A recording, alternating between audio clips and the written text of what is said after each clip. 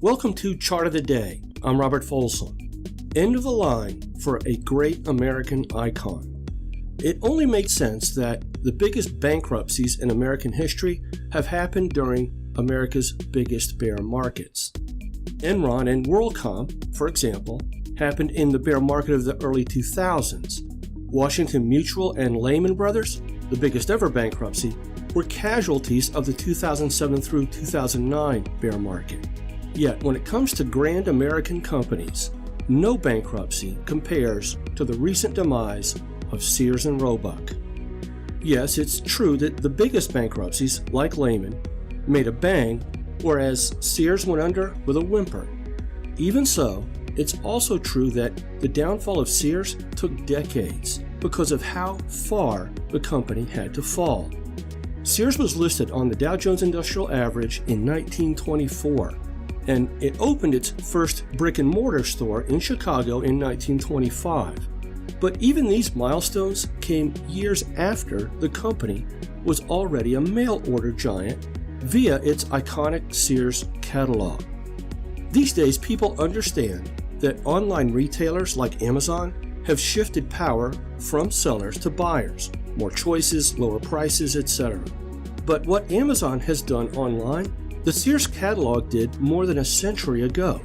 With the help of a U.S. Postal Service program launched in the 1880s called Rural Free Delivery, or RFD, which meant that even the most remote homes and farms received free mail delivery, Sears arguably did more to make America a classless society than any other institution, at least when it came to shopping.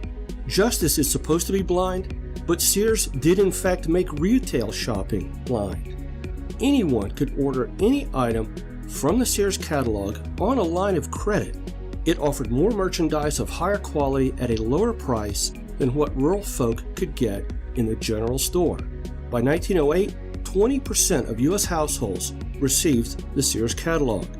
At its peak, it offered 100,000 items on 1,400 pages and weighed 4 pounds.